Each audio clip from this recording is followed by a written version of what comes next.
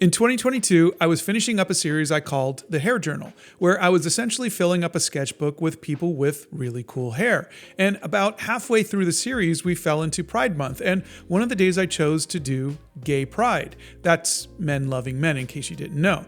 And I know there are some of you who are already wanting to click away. You were told that being gay or trans or lesbian or even non-binary is a sin or haram or just plain wrong. I know because I was taught this too. I grew up in the evangelical church in the 80s. And I'd like to tell you a story of why I, someone who grew up in the evangelical church, am here 40 years later painting two gay men on YouTube, if that's okay with you.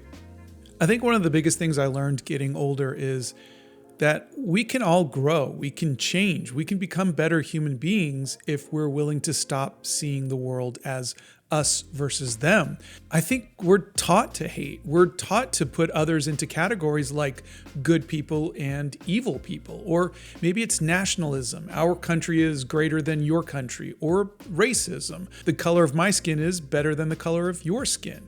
Or religion, or careers, or what kind of books we read or movies we watch. It seems that no matter what we do, how we look, who we love, how we identify, the gods we do or don't worship, the food we eat, the clothes we wear, or even the games we play.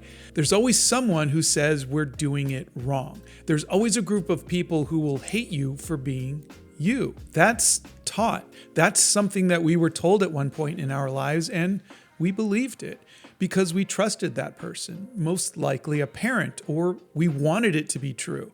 But somewhere we were taught to hate. Now, we weren't told this was hate.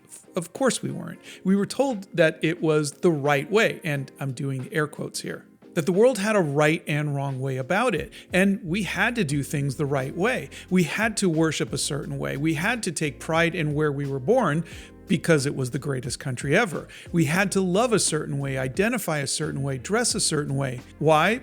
Because it was the right way. Again, air quotes. But we were too young or too naive to ask why it was the right way. Who says so? And by what authority? And how can we? We were kids. We trusted our elders. We trusted the church and the government and our parents. And that's what we're supposed to do as kids. We're supposed to trust that they have what's best for us at heart. And honestly, I genuinely believe that most adults do have a child's best interest at heart. But they were misinformed as a child too. They were taught to hate too. And not knowing any better, they pass it on to their kids because they truly believe that it's the, air quotes coming, right way. Speaking as a parent, as a dad, I know there's nothing I would ever do to harm my child intentionally. I would never want to teach them something wrong and definitely not to hate their fellow human beings. But I had to unpack a lot of what I was taught as a kid and unlearn a lot to be the best dad I could be. And I know my parents didn't teach me hateful things. Not intentionally. They grew up with prejudices and fears and teachings that they had to unlearn before they raised me. Both my parents were children of immigrants from two vastly different cultures, one from Iran and one from Sicily. Each country, each nationality and ethnicity coming with their own prejudices and superstitions and traditions passed down from one generation to the next. We don't even know why we're teaching our kids the things that we're teaching them. We were just told that they're right or wrong, and we accepted it because that's what our parents and our parents' parents and so on, that's what they believed. And this takes me to somewhere around 1986, 87. I had just graduated high school and I was going to church in San Jose, California, and one of my best friends from church came out to me as gay. We had been friends for so long and we'd gone to church together. We'd gone to all of the church camps and events and everything together because that's how we met. We met at church and our parents were heavily into church and that's all we knew. But at some point, my friend recognized something was different and he trusted me. He confided in me. And 17-year-old me did what I was taught. And I told him I loved him, but he was going to hell. Can you imagine that? Could you imagine confiding to your friend something so personal and private, looking to them for love and reassurance and being told that you're going to hell. This was almost 40 years ago, and it's still one of my biggest regrets. It's still something that I think about, a couple times a week. I remember how I felt. I remember feeling sad that I couldn't be excited for him. I remember my love for him not in any way diminishing, and me just feeling like I couldn't celebrate this with him. I remember that. I lost a friend that day. We remained friends for years and even kept in touch even as recently as maybe a few years ago, but I know that changed our friendship. My response changed that friendship forever, and I regret it. I as always, my entire life, I always try to do what I think is right, but I think I learned that what's right isn't always what's right, and that I think the thing that I've kind of evolved into as a human being is taking the teachings of Jesus and making that a core part of who I am, and not the rest of the Bible where this is a sin and that is a sin and everything else, but love one another unconditionally. I think I'm a better person now, 40 years later. I think I'm a better dad than my dad was. And I think my dad was a better dad than his dad was. And I think that's all we can do as parents, is to be better than our parents. And I think that's all we can do as humans, is to continually try to be better. But it doesn't mean we're not going to make mistakes. And it doesn't mean we're not going to be taught things that are not right and things that are going to hurt people. It is our responsibility to unlearn those harmful things and to be a better human being and to teach the next generation to be better. I did what I thought was right 40 years ago, and I hurt somebody who I loved. And I don't want you to make that same mistake.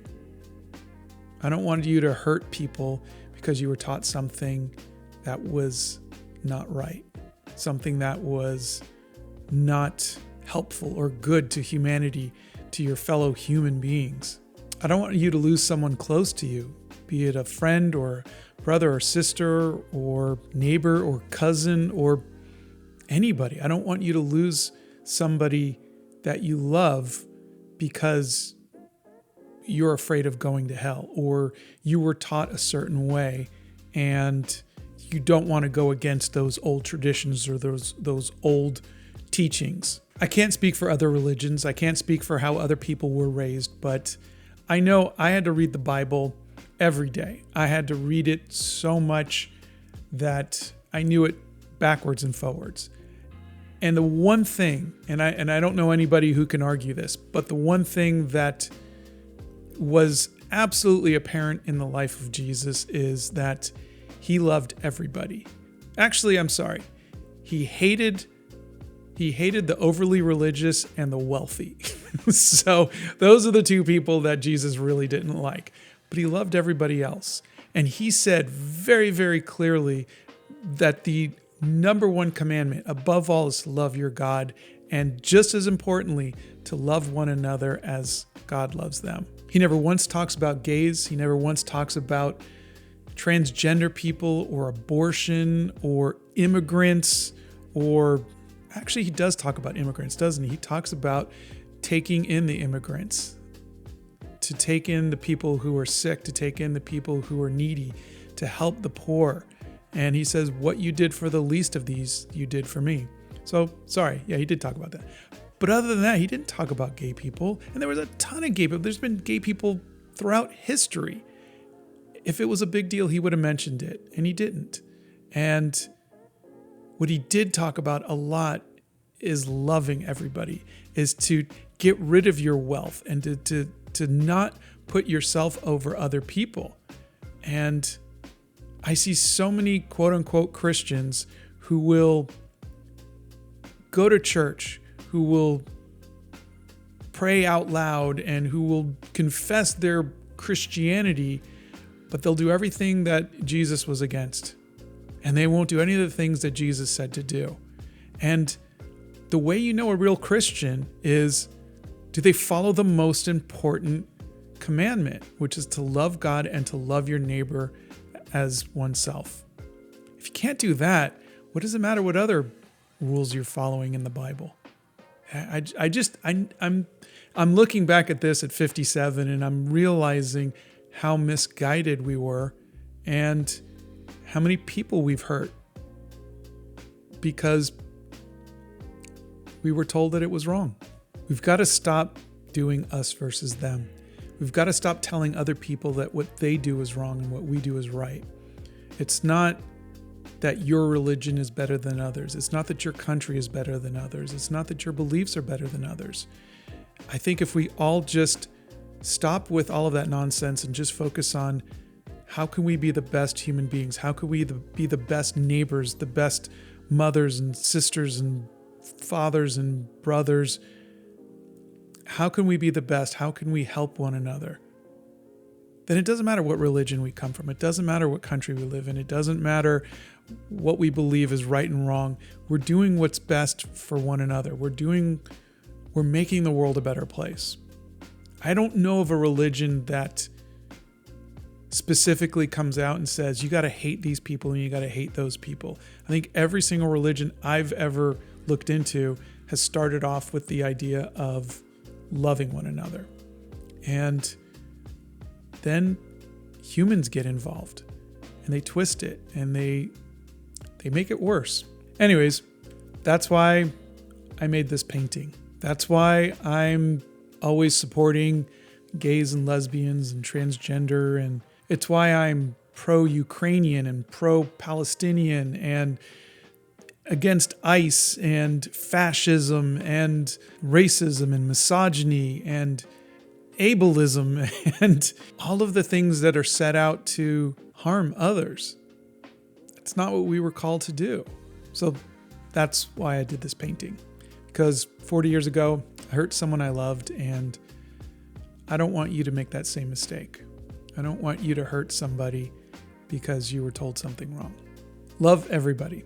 Let them be who they want to be. Let them love who they want to love. Let them worship how they want to worship. And love them. Just love them.